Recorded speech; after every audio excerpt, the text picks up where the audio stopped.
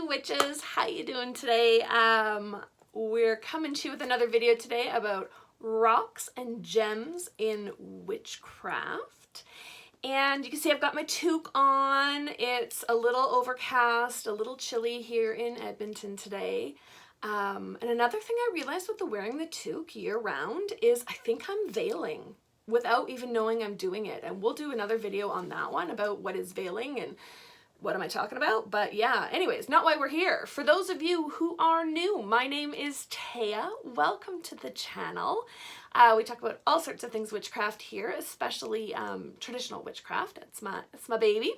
For those of you who are returning viewers, maybe coming in from another video, welcome back. And all of you, please consider subscribing. It's a great way to help us build the channel. So today we're going to talk about rocks and gemstones in witchcraft. So as we go through this, you're probably going to see I'm a little biased towards rocks. But I want you to know that while we're doing this, gemstones do have a place in my practice. So I am not here to tell you don't use gemstones. Not at all. I use them. I have them. As you can see, I've got like a huge selenite tower right here. So keep that in mind, that while I might be a little bit biased towards rocks, I am not in any way trying to nag on gemstones. So to get us started, let's do a couple definitions. What is a gemstone versus what is a rock? So a gemstone is typically a single mineral that is formed into a crystal. So it has this crystalline structure to it, and then it is cut and polished to be like shiny and beautiful, right? So it has like this nice sheen to it.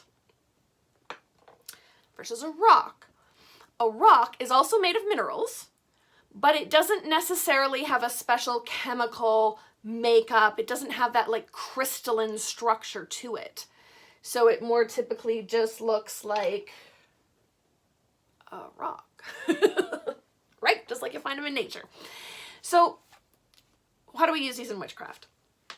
So gemstones, with their crystalline structure, easily conduct, attract, repel, absorb energies. And then different gemstones are thought to have different correspondences, which basically means that they can conduct, attract, repel, absorb, whatever, different energetic intentions. Rocks, on the other hand, they don't have that same crystalline structure. So then they don't perform the same way. Or do they? So if we look into folklore, there are all sorts of references for different uses for rocks.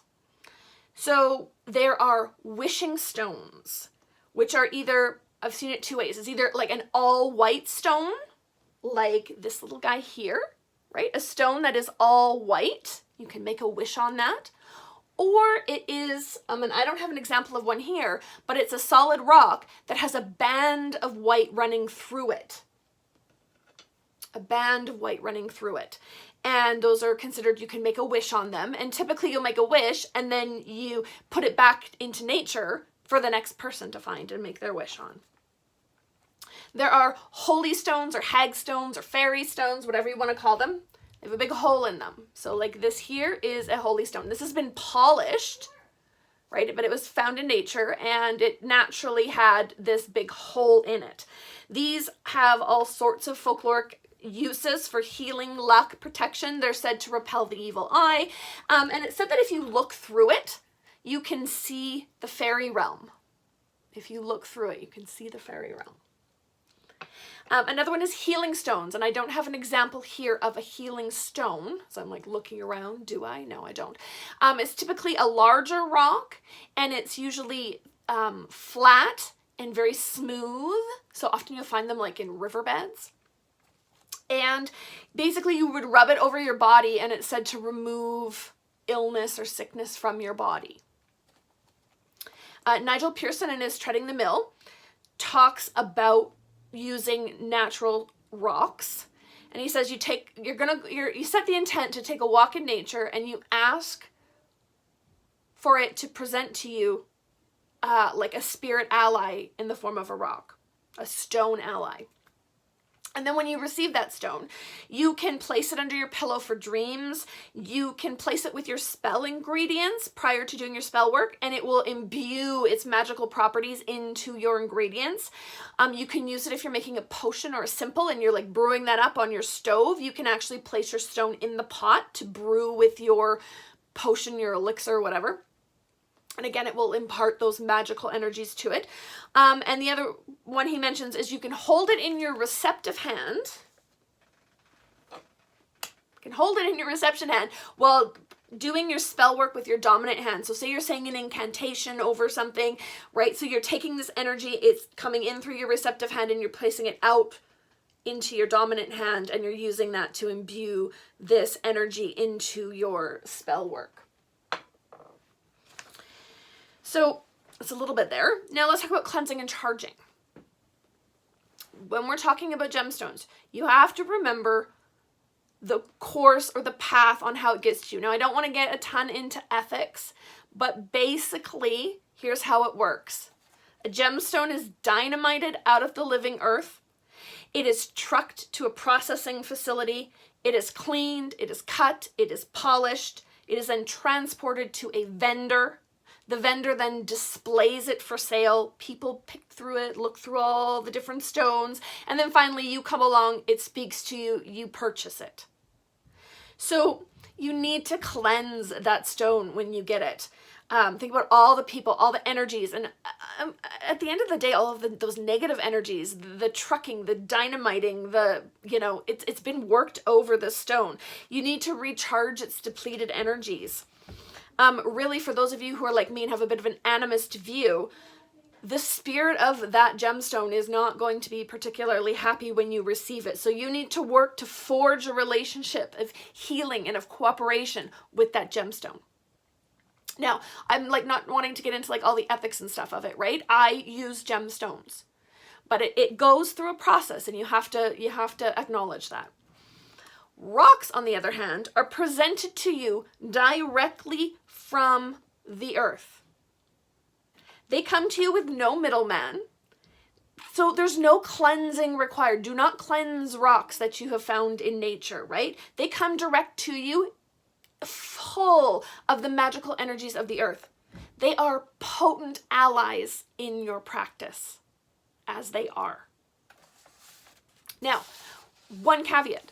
You can find actual gemstones, unprocessed gemstones, out in nature. That is completely possible. Typically, you'll find them on lake shores or the ocean shore, in rivers. You can find them in mountains, in forests, right? And everybody usually has some type of local resource that fits into one of those categories. So like this rock here is this was actually given to me by a friend, but she found it locally. And then you can determine the correspondences of your rock. So you can find, this is what I meant to show you. This is it's been processed now, but this is, I don't know if you can see through the light shining through it. It is like a quartz crystal that I found at the lake. I brought it home. It looked, I guess, a little bit more like this one, a little rougher. And I brought it home and I rock tumbled it myself. And it came out with this beautiful, smooth shape to it. But I found this at the lake. So this crystal gemstone, I don't need to cleanse. I don't need to, do reparative damage control with it. I found this in nature. And you can find, jasper, agates, all kinds of stuff like that. You can find out in nature. It is possible. But typically what you're going to find is rocks. So when you find a rock, you can determine the correspondences or the properties of that rock for yourself, right? Because a gemstone, even though I found this one in nature, right, it's a quartz. I can look up the magical properties of quartz. But for just my rock, The Crooked Path by Keldon has a great little section on determining the properties of your natural rocks. So the first part is to look at where it's found. If it's found in a mountain or a high place, it might have lessons from the upper world for you. If you found it below ground, you had to dig for it, or in a low place, it might contain lessons from the underworld. Was it found in water, earth, air, fire? You'll have correspondences there. The next thing to look at is the shape. Is it heart-shaped? Maybe it's good for love. Is it smooth and flat? Might be a healing stone. Is it a holy stone? This one here, you probably can't see it, but to me, this looks like a rhinoceros. To me, this rock is a rhinoceros, and it has rhinoceros properties to it. You can look at the colors.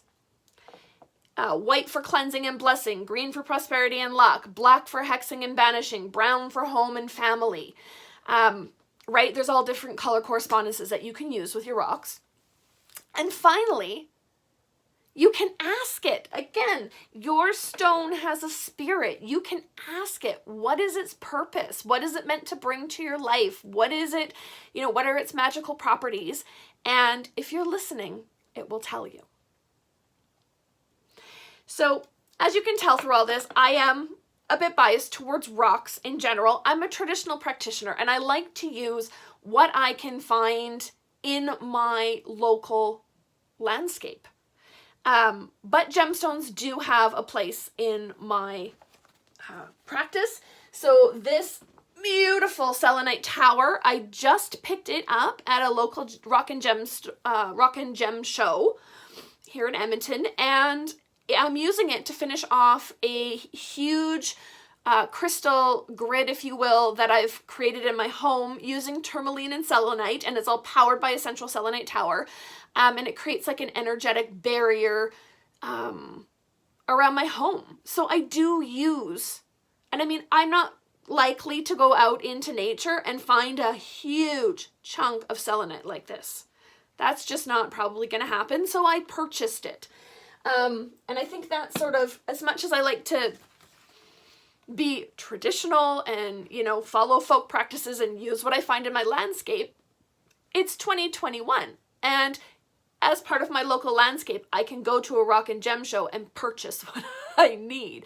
So there's nothing wrong with that. I definitely use gemstones in my practice. But I'm just very partial to using rocks. I feel like they've got just that extra little oomph of power. So how about you? What do you use in your practice? Do you prefer rocks or gemstones? Leave us a comment. I'd love to have a chat about it. And otherwise, yeah, that's our video. We'll catch you in the next one. Thanks so much, guys.